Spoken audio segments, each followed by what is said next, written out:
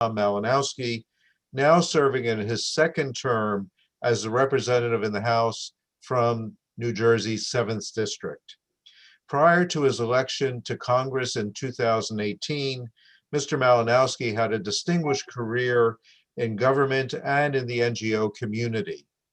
During the Clinton administration, Tom served as a speechwriter for Secretaries Christopher and Albright, as a member of the State Department's policy planning staff, and as a senior director at the National Security Council. From 2001 to 2013, Tom was the Washington director for the Human Rights Watch, a highly respected international NGO dedicated to promoting human rights and civil liberties globally. He then joined the Obama administration as the Assistant Secretary of State for Democracy, Human Rights, and Labor, serving in that position from 2014 to the end of the administration in 2016. Since his election to Congress, Tom has served on the House Foreign Affairs Committee, including service on the Subcommittee for the Middle East, North Africa, and Global Terrorism. Tom was named as the Vice Chair of the committee in the 117th Congress. To kick off our conversation today, Tom will deliver brief remarks. Following that, I will moderate the conversation and will try to introduce as many of your questions and comments as I can. For those of you joining on Zoom, you can pose your questions using the chat function. And for those joining by phone, please submit your questions using the events@mei.edu address. Also, for anyone experiencing technical difficulties, please contact our staff at events@mei.edu. We have a great deal of ground to cover today. So with that, let me turn the mic over to Congressman Malinowski. Thank you, Jerry. It's great to see you. Great to be with you guys today, and a very good, timely moment, I think, for this conversation, because we're right at that point in the life of a new administration when the policies and strategies really become apparent. The first few weeks and months, we have very few people in place apart from the president and the Secretary of State and the National Security Advisor. A lot of promises made in the heat of the campaign that get effectuated or not, and then you get down to a routine, and that routine, I think, tends to reveal the character of the administration. So it's a good time to kind of check in on where the Biden administration and Congress are in terms of our relationships and pursuit of our interests and values in the Middle East. Obviously, we're seeing tremendous difference between this administration's approach and the previous president's approach, at the very least. President Trump, I think his approach to the Middle East was characterized by very personalized relationships with a small handful of authoritarian leaders in the Gulf, particularly in Egypt. His famous line about Sisi being his favorite dictator, I think, encapsulated a lot of Trump's vision of what we should be about in the region. I think at times there was a dictator envy there that was probably evident to those dictators that they were able to take advantage of. And I think in a way he was an easy mark for some of our less reputable friends in that region who took advantage of that moment to try to rope the United States into some schemes that I don't think were entirely in keeping with our traditional interests, and certainly not with our values. We were very much at risk of siding with one side in a kind of a civilizational Cold War between the Sunni and Shia worlds, for example, on the side of Saudi Arabia and the Emirates, with consequences that I think were pretty disastrous for us, for our allies, including Israel, in the region, as we saw the departure from the nuclear agreement with Iran did no good and a lot of harm. And I think there's actually a little bit more consensus, at least quiet consensus around that point in Congress right now than some people might think. So the Biden administration comes in and they promise we're not going to be taken in by these guys in the same way. We're going to, yes, have relationships with the Saudis and the Emiratis and the Egyptians, but we're going to emphasize our values more. We're not going to take sides in a Sunni Shia struggle. We're going to be guided by our interests and our values in an objective way. And I think in many respects, in the early moves the administration has made, they've been true to that promise. Some of the early steps that they took with regard to Saudi Arabia and the war in Yemen, for example, were a clear departure from the Trump policy. As you'll recall, Trump's first foreign policy move when he was elected was to go to Saudi Arabia and to lift the restrictions on arms sales that we'd imposed in the Obama administration because of the war in Yemen. And not coincidentally, also restrictions on arms sales to Bahrain that were put in place over human rights concerns. That was lifted in the first weeks of the Trump administration. President Biden very quickly reinstated those restrictions with respect to Saudi Arabia, at least. At the same time, I think we are entering a period in which some of those early rhetorical and moral commitments that President Biden made are being tested in a very serious way. And I think that that's true, particularly with respect to our relationship with Egypt, where I think the Egyptians are kind of playing a game that they have played with us many times before of posing as an indispensable ally in Middle East peacemaking. As you'll recall, we've been down that road before in 2014 with the Morsi government, when they kind of stepped in and were somewhat helpful in resolving a conflict in Gaza, just at the moment when Morsi was starting to crack down on his opposition in Egypt, and we kind of let him off the hook. And the rest is very, very painful history. And I think the Sisi regime is trying to play the same game right now with the Biden administration. My hope is that Biden sticks to his guns. There is a risk that the gulf between the rhetoric and reality in our policy towards the Middle East will be higher in this administration otherwise than in almost any previous administration. If they don't take some steps with regard to Egypt, as they've begun to in our relationship with Saudi Arabia, to demonstrate that the United States actually means what it says. I also hope that the administration, in keeping with all of that, will recognize, as I think the Obama administration did at its best, that our relationships in the Middle East are not just with governments, they're with people, they're with civil society.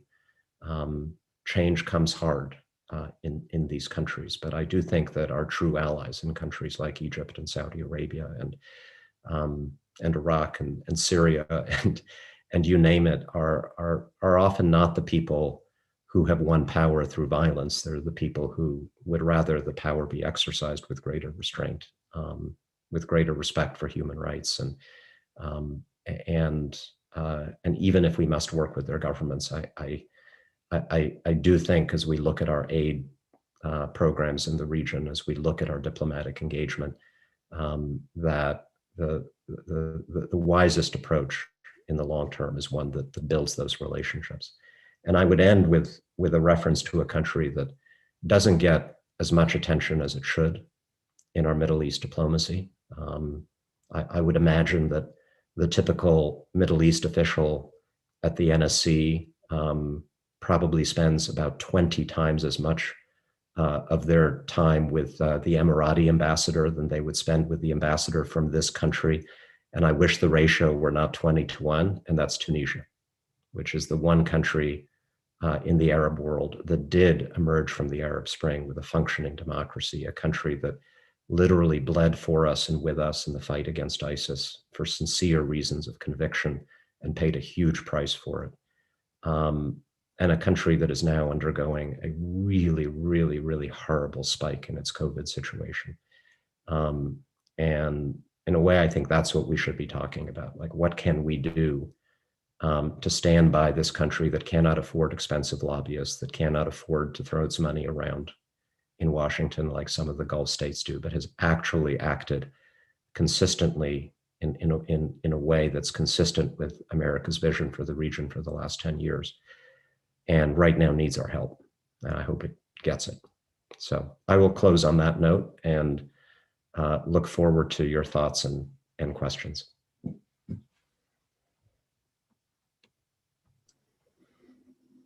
Thank you, Tom. And we already have a number of really interesting questions from the audience. And thank you for that comment at the end about Tunisia, because I couldn't agree with you more that the Tunisians should be getting greater attention, that they are a good partner. And I guess my question would be, now as a member of Congress, certainly you might be in a position to influence in some way decisions in Congress about budget, about support for assistance.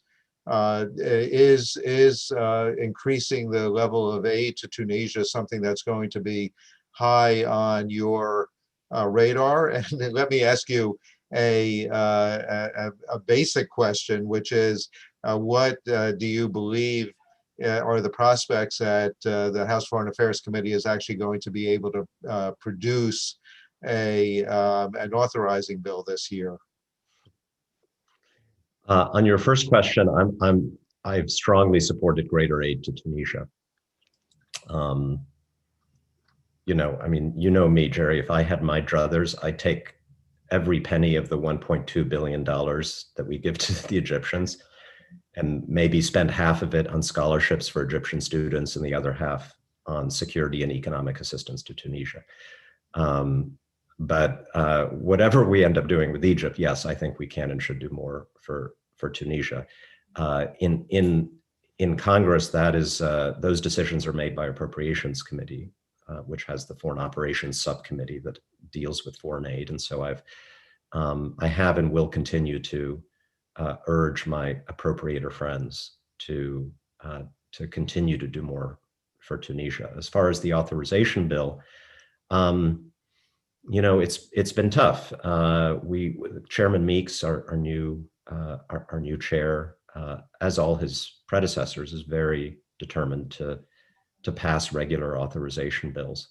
I think it's doable. The problem is that to pass, the easiest way to pass a State Department authorization bill is to make it as non-controversial as possible, to make it as anodyne as possible.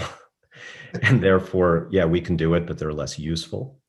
And we still end up using the Defense Department authorization bill, the NDAA, to legislate on more controversial, more difficult items, because, of course, the NDAA must pass. That's in the Constitution.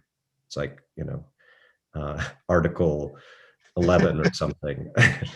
Thou must pass a defense authorization bill every year. So if you get something a little edgy onto that bill, it'll still go through. And that's why the temptation has always been to use the NDAA for the real stuff. I would love to get to a point where the culture in Congress says that a State Department authorization bill is a must-pass bill. And if that were to happen, then we could actually use it to do serious congressional oversight and to make policy. Great. As you can imagine, a number of the members of our audience are very interested in your views about Saudi Arabia, and especially about Mohammed bin Salman. And of course, we know President Biden, as a candidate, made a number of comments about the situation. The administration committed early on that they were going to release the unclassified report on the murder of Jamal Khashoggi. Uh, do you believe that the administration has handled the issue of Saudi human rights effectively? How would you characterize the U.S.-Saudi relationship at this moment, and what would your recommendation be for going forward? Yeah, I think they've taken some important steps. I do think there's a little bit more that can and should be done here. And let me step back a little bit, because I think the issue, the issue raised by the Khashoggi murder, while it is a human rights issue, of course, the journalist murdered by a government, for me, it raises an even more fundamental question for American foreign policy, and that is, are we going to tolerate what has become an increasing trend of authoritarian governments reaching beyond their borders to intimidate and even kill critics who have sought refuge elsewhere? You know, what the Saudi government does to its own people in Saudi Arabia is a human rights issue, and I think we should be interested in that for a number of reasons. But there are limits, obviously, on what the United States can do to affect another government's treatment of its own people within its own borders. When that government reaches into the United States, it's a different matter. And of course, the Saudis are not the only practitioners of this. The Russians poisoning people in England, Turkey, Rwanda, Egypt, so far not having killed someone in the United States, but actively trying to intimidate Egyptian Americans who are critical of the Sisi government. And I've long believed that we need to kind of treat those cases separately from our traditional human rights concerns, and to really establish a zero tolerance policy.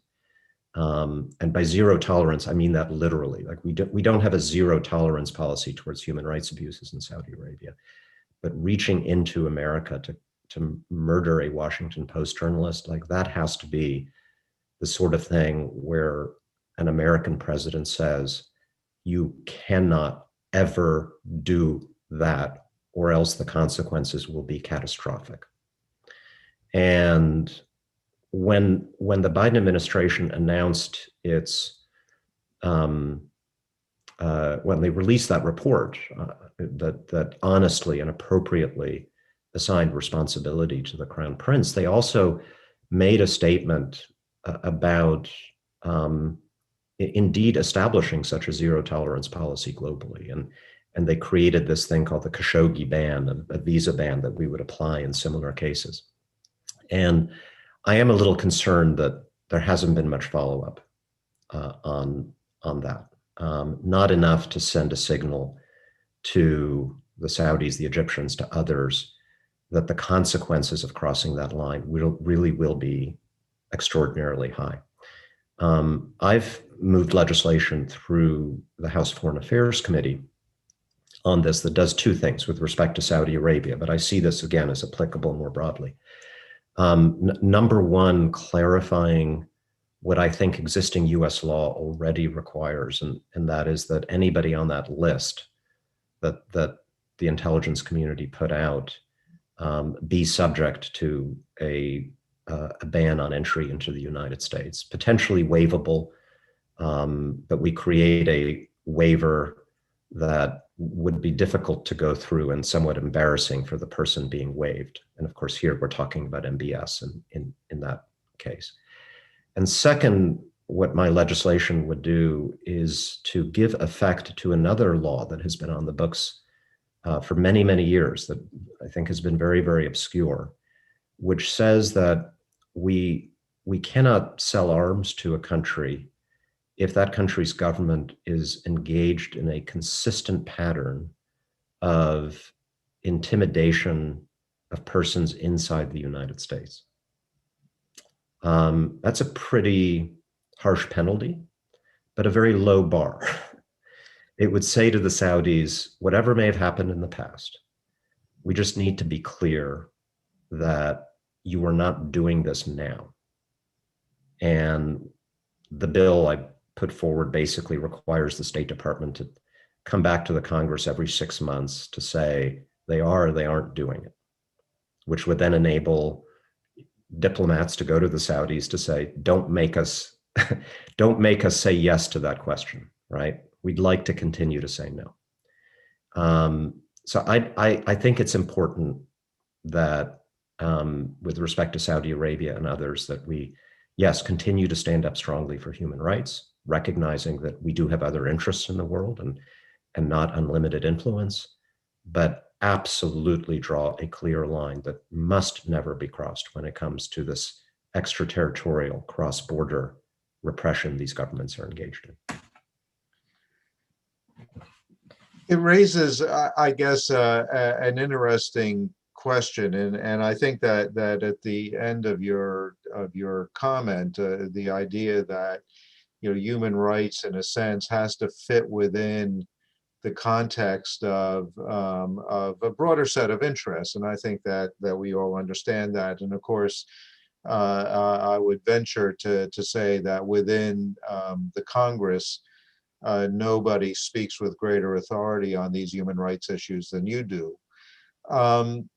President Biden has talked about the struggle that the U.S. is in to promote democracy around the world, to acknowledge that we are in a competition now, that there are forces out there in China and Russia and elsewhere that are pushing a very different concept, a very different perspective on the role of governments and their citizens, and that we need to compete to demonstrate that the approach that the United States and our allies in Western Europe and in Asia and elsewhere have put forward is in fact the most promising, the most useful kind of relationship and state authority that exists.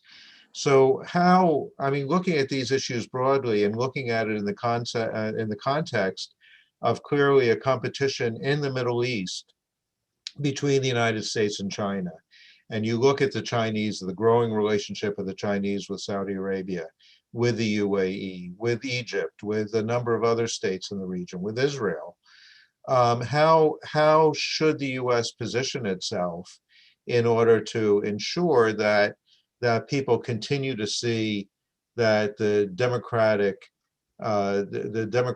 identity of the United States is perceived as being the most favorable, most positive relationship and structure for a government? Yep, that's an excellent question. And I'll start by saying I very strongly agree with President Biden that this is a real competition, a real contest of values, of ideals, between two different visions of how the world should be organized. And the Chinese, and to some extent the Russians, but particularly the Chinese government, is actively promoting its model and increasingly brazen in its own forms of extraterritorial application of that model. I mean, we saw what they did to Hong Kong. Number one, if you're Chinese American in the United States using Weibo or one of the Chinese chat services, your communications are monitored and censored by the Chinese Communist Party, even in the United States. The manner in which they are using this Belt and Road Initiative to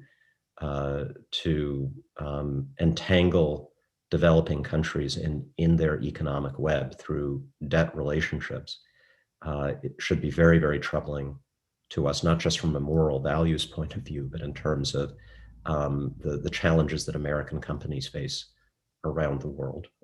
Since we try not to be corrupt, we try to have higher standards than the ones that the Chinese are promoting.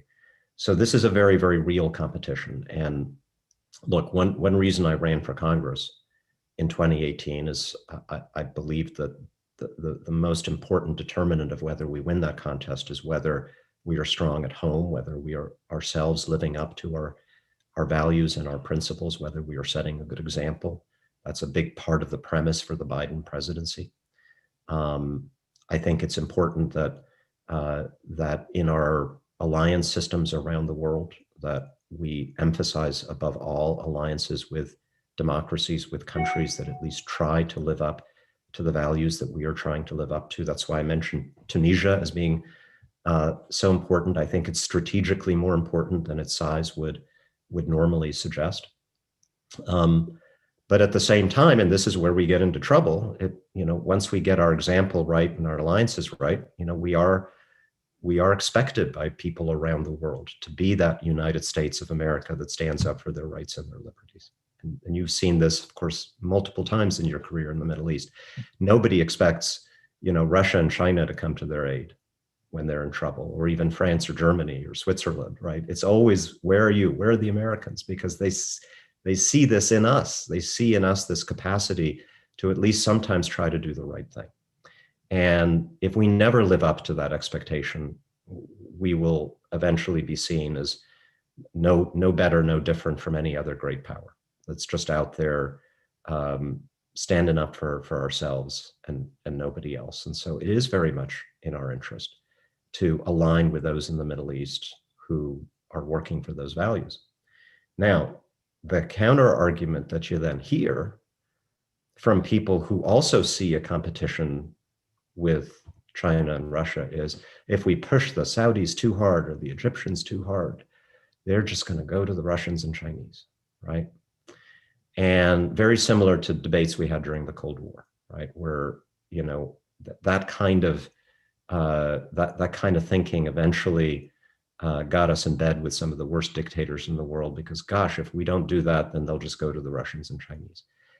And I think there's got to be a point where you say, you know what, to the leadership of Saudi Arabia or the Emirates or Egypt or what have you, if you really, really want to buy Russian weapons that fall apart, if you really want to get into a debt trap with the Chinese, you know what, be my guest. Because otherwise they own us. Otherwise, these countries can play us in the same way that we were played by so many of our developing world clients during the Cold War, where we end up convincing ourselves that we need them more than they need us. And so, really is Saudi Arabia with its American supplied military, are they really going to depend on MiG parts for their F-16 planes? They can't, right? It would take them years, if not decades, to replace the militaries that are so much part of their identity and their sense of security with stuff that's supplied by another power, which is never going to be as good as what we give them anyway. So I say, don't be played, stick to our values and our guns, which doesn't mean we don't have relationships with them. It just means we're clear about, what our expectations are. Well, let me follow that up with a question, kind of where you and I left off at the end of the Obama administration, and that's Yemen.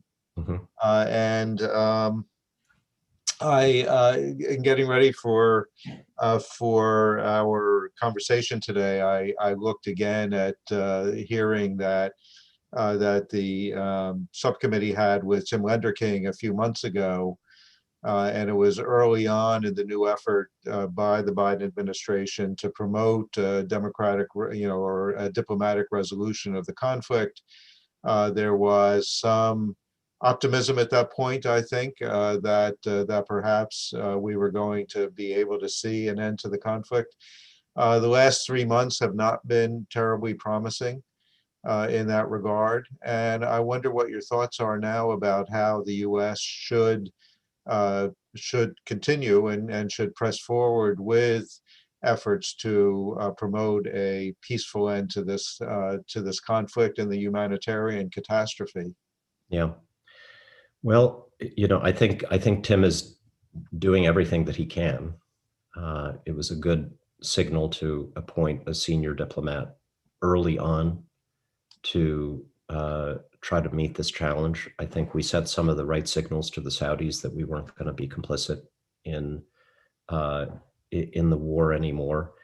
Um, I, I would say though that, you know, that I did mention the cutoff in offensive arms sales as a positive step, and certainly in keeping with President Biden's promise during the campaign that we would not be providing unconditional support to the Saudis in this war. But I think what's gotten a bit less attention is that some of that support is still continuing. What we did was to suspend the sale of precision guided munitions, basically the bombs that are dropped by the aircraft onto the targets.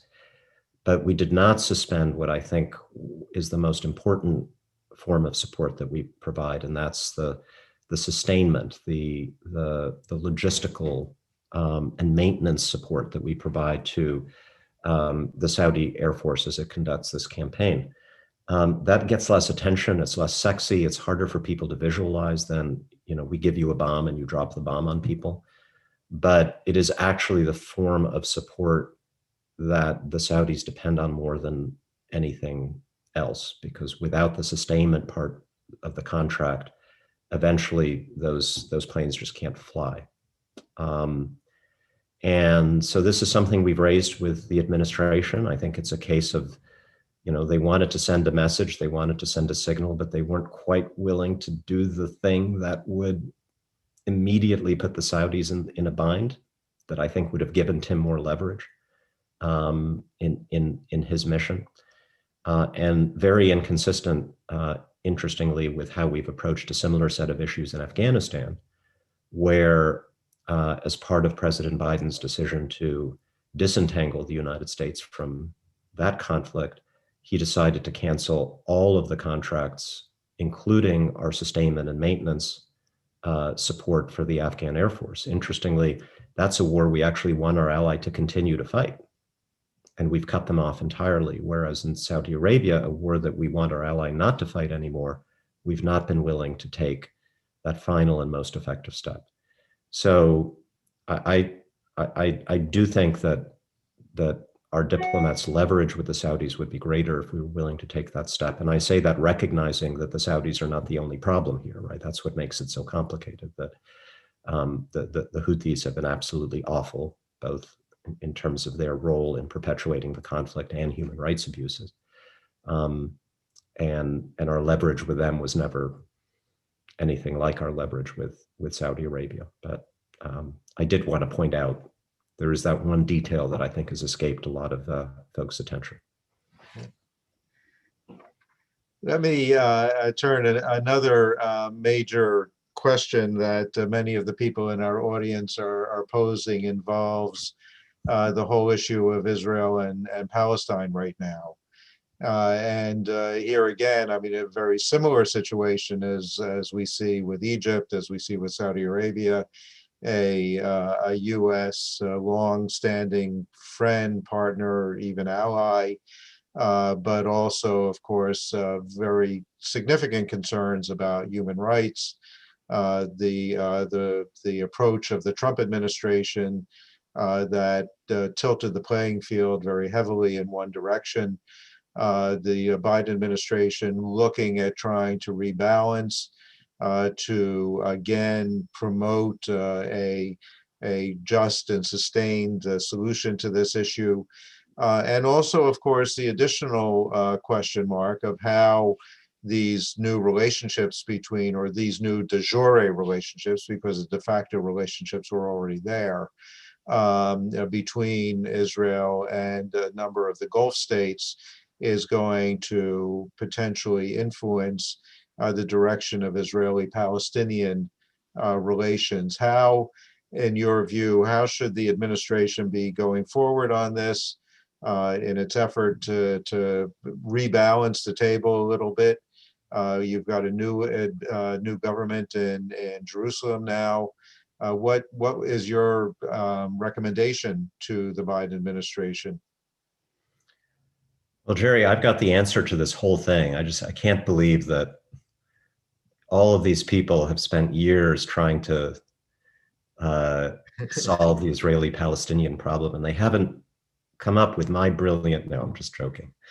Uh, so, look, it's obviously an interesting moment because perhaps surprisingly, coming after this latest horrible exchange of fire over Gaza, that we have a new Israeli government. My assumption was a lot of what we saw was Netanyahu trying to stay in power, and he failed. And that creates opportunities that I hope the administration will seize. And it's certainly a very interesting Israeli government, reflecting, as many others have said, the broad diversity of Israeli society in a way I think that's very attractive to Americans who have wanted to support Israel, despite all of the concerns we may have had about the Netanyahu government's policies. That we have, for example, a government in Israel that has an Arab partner within the cabinet. That says a lot about Israel, and I think creates some opportunities for diplomacy. I was very, very concerned as somebody, who also now has seen this through a political prism over 3 years in Congress, 2 elections, how the Israel issue was politicized by the last administration, how a relationship that we've always labored to make above and beyond American politics, bipartisan in every way, became weaponized by, well, both the Trump and the Netanyahu administrations against, in our case domestically, against Democrats, most of whom are steadfastly pro-Israel. And I think it got to the point where even some of my most pro-Israel constituents became concerned about the long-term implications of that, because the last thing they want is for our relationship with Israel to rise and fall based on the outcome of elections every 2 years in the United States. So I think that's now in greater balance, aided by the fact that we have very different administrations in both Jerusalem and in Washington. And the question is whether there's anything that the Biden administration can do to seize on this moment. And I know there's a debate out there, do you focus on smaller things that are achievable right now, trying to make life better for the Palestinians, and by that I don't just mean jobs and construction projects, but freedom of movement and greater respect for their rights and their dignity, without pushing for a 2-state solution that has seemed out of reach for many years? Or is this a moment where we do actually have to try to get back to that more visionary goal, given the time is short, given that the tensions that led to the latest outbreak of violence are still boiling, given the demographic shifts that will make it difficult for Israel to remain a Jewish and democratic state if de facto annexation continues. And philosophically, I tend to be on that side of things. As a practical matter, I'm not certain that it's possible, but I do think that it's worth at least exploring for the new administration whether this interesting new government can be called upon to do bold and big things, and let them tell us no or yes. I know that that your subcommittee is going to have a hearing on the Israel-Palestine issue as soon as you come back into session. How do you, recognizing that Congress's voice on these issues is important, and as you said, both in the Lapid-Blinken meeting of the other day, both ministers said that they want to reestablish the kind of the balance, the U.S. Bipartisan domestic balance on these issues. I mean, how can you see Congress being helpful in fostering a more reasonable, realistic conversation domestically about the Israeli-Palestinian issue? Well, we'll see. This will be, I guess, our first hearing since all of the drama, and there are still plenty of folks who would use an opportunity like that for short-term political advantage. And we have some folks on our side of the aisle who sometimes make it easy for them, who give them big and easy targets. But I do think, again, it's just helpful that we don't have a prime minister in Israel whose answer to every question is Iran, and who isn't actively trying to deepen divisions in the United States and even within the Jewish community over US policy towards his country. So I hope that most of us at least can engage in a more pragmatic conversation with, again, the Biden administration having established that it's pro-Israel, that it will be there when Israel needs it, even in the face of a lot of criticism, with the Israeli people having chosen a new government. And it's interesting, there are some Americans on the right whose sort of unquestioned pro-Israel stance was challenged by that moment, and I found some of them even criticizing, like, how dare you get rid of Netanyahu? Like, suddenly they weren't so pro-Israel when their guy was gone. But again, it's helpful that the Israeli people have made this choice, and I hope that will be conducive to a more constructive conversation in Congress when we come around to it. Good. Speaking of constructive conversations in Congress, the administration, of course, has made no secret of its desire to re-enter the JCPOA, the Iran nuclear deal. The negotiations have been going on. Our friend Rob Malley is deeply engaged in Vienna and trying to work out the details. Great deal of controversy, of course, in Congress, as there has been, and in a sense, it cuts across. It's really bipartisan. It's not a simple left-right dichotomy on the Hill. What do you think are the prospects that we're going to see a new deal? How do you think Congress is going to respond?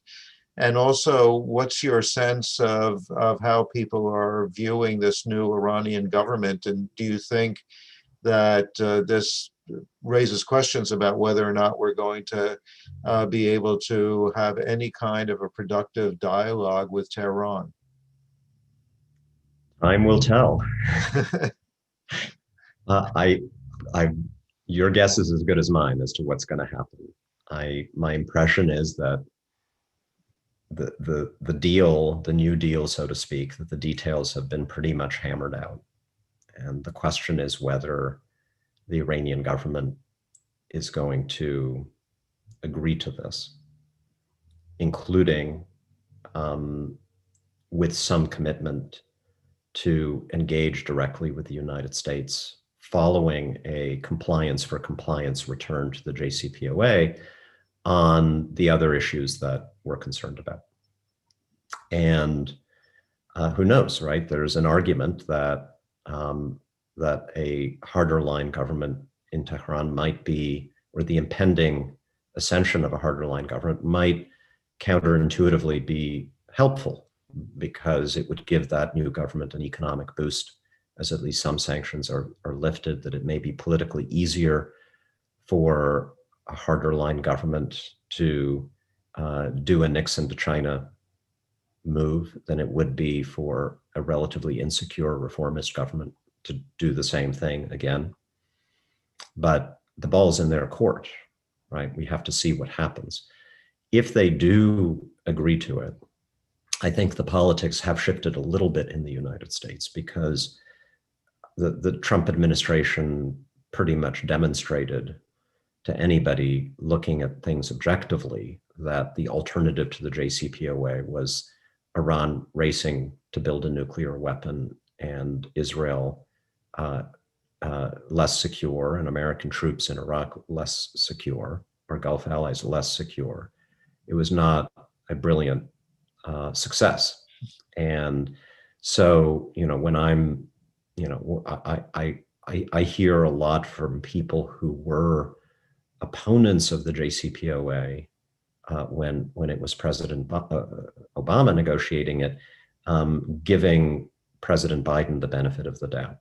And by the way, it's partly because they just instinctively trust Biden's support for Israel in a way that I think they should have in the case of Obama, but didn't for complicated reasons. So I think, it will be greeted cautiously.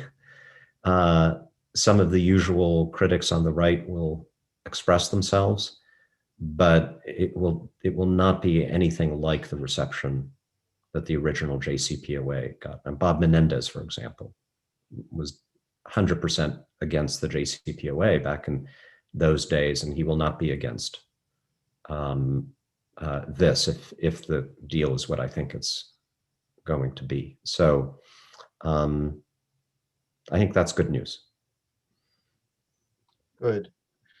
Well, one of the side issues, one of the tangents in this whole issue of U.S.-Iran, the dialogue, negotiation, what do you do if we do have a nuclear deal? Obviously, is Syria. I think we dodged a bullet the other day in New York with Linda Thomas Greenfield's successful negotiation with the Russians to keep at least one humanitarian crossing open between Turkey and Syria. So we're not confronting the humanitarian crisis. And I know that this was a concern for your committee just a few days ago. A number of your colleagues and you signed a letter to the president, I guess, expressing concern about this. But how do you see the Syria situation? A big question of whether the U.S. has any role to play, any potential diplomatic strategy that might end this conflict in Syria that's been going on for over a decade now. It was a success, and we did push for it. And at the same time, it just makes me sad that we're at a point in this tragedy in Syria where the thing that we dedicate most of our energies to is just keeping a border crossing open for food and medicine. I was among those in the Obama administration who hoped that we could have done more when it would have made a difference. And I don't want to live in hindsight, but there was a time when we had greater potential impact on this unfolding tragedy, and now it's unfolded fully. And I do not have a grand plan, unfortunately, for saving Syria. Much of Syria is now living outside of Syria, as you know. Yeah. There is a huge diaspora in Europe and the United States. I'd like us to continue taking more people from those camps now that President Biden has lifted or raised the refugee cap. And I think part of the long-term effort here has to be working with the diaspora to help it become the force that helps to open their country again at some point in the future. It's like a quarter of all Syrians, right? So it's a very sizable share of the country. And to continue to be very, very tough and punishing on outside powers that are supporting the Syrian regime, including the Russians, through instruments like the Caesar Act. And then seize any diplomatic opportunity that may arise. As you well know, timing is everything, and the timing may not be ripe right now, but all kinds of things may happen, and the coming months and years that create those opportunities for us to seize. I wish I had a better answer for you, and there may be a better answer out there, and I'd be very open to hearing from people participating today who follow the situation more intently than I do. But that's kind of where I am. Yeah. Well, it's a problem, and I think Tony Blinken also expressed some regret, I guess, in his hearing. I think it was in his confirmation hearing where he expressed regret about what he saw as a major shortcoming of the Obama administration and not doing more to resolve the Syria conflict. But as you say, I mean, the number of ideas for resolution are not great. If we can move just a little bit farther to the west, I know you're also planning a hearing in the next few weeks about Lebanon. Again, this is a country, close friend, partner of the United States for many, many years, going through terrible political, economic, social upheaval right now. What's the way forward, and what do you think will be the focus for the hearing? Well, we're gonna sometimes the focus of a hearing is to learn about what's going on and try to figure out what to do. Believe it or not, occasionally I go into a hearing not knowing the answers to those questions. We don't like to admit that. But as you say, it's a very close friend and partner of the United States, in its own way, a victim of the Syria catastrophe. Lebanon was arguably more generous than any other country in taking in Syrians, and if you think about its capacity and its own problems and the number of people that it took, and the fact that it didn't stuff them all into refugee camps, but allowed them in effect to integrate into society, it's just one of the most heroic things I've ever seen a poor and troubled country do. And for that alone, I think they deserve tremendous amount of support from the United States. As you say, they have all kinds of internal political, economic problems, corruption problems. One way, by the way, in which I think the United States should regain its mojo around the world and align more firmly with people who share our values, is to become the leader of a global coalition against corruption. By exposing it, prosecuting it, sanctioning it, denying access to our banks, to our financial system, to those who steal from their people. And there may be opportunities there, I think, for the United States to signal that whatever's happening in Lebanese politics, we're with the Lebanese people on what I know is one of their number one concerns. So, but I look forward to that hearing, and we'll learn more and work with the administration to follow up. Okay. Well, I wanted to come full circle, and several of our members of the audience are very interested in Libya, Mm-hmm. where we have perhaps some hopeful movement, an election on the horizon, perhaps that will move the country away from the civil war, away from this this conflict that they've experienced for several years now. What's the thinking about how to support these nascent moves and to help build a peaceful and political way forward for Libya? Sure. Before I answer that, Jerry, a typical Zoom situation, I need to go grab my charger before my laptop dies. So give me just 1 sec, okay? Okay, sure.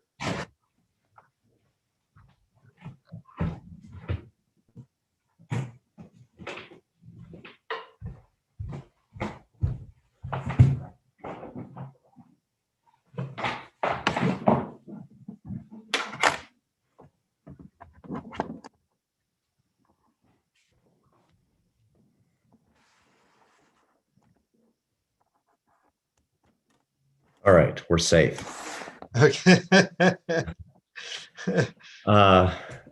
Yeah, so Libya is a country I've closely followed since my Human Rights Watch days, when I was there under the last year of Gaddafi, and then a couple of times during the miraculous year of revolution, which, you know, people forget. They think of Libya as nothing but a basket case. That Libyan revolution was followed by one of the most successful and best run post-conflict democratic elections that I've ever seen anywhere. And the Libyan people voted overwhelmingly for moderation, for good governance, for pragmatism. And all of that was stolen from them by armed thugs, militias, in many cases, let's not forget, encouraged and supported by outside actors, including some of our allies. So yes, we have the Russians and the Turks, but also the Emiratis, the Qataris back in the day. They kind of used Libya as a playground to fight each other, using other people's blood. And here we are 10 years later. But I think that promise is still there.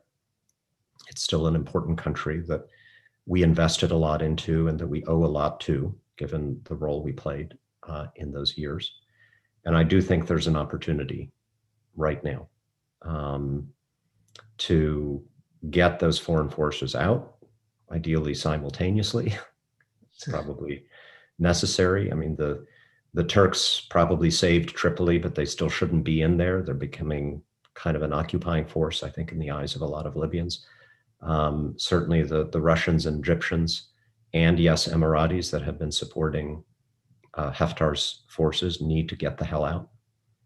And with that and a lot of support from the international community, diplomatic and otherwise, I think there's a chance to start rebuilding a functioning political system in the country, the thing that the people so overwhelmingly fought for and voted for in 2011 and 2012.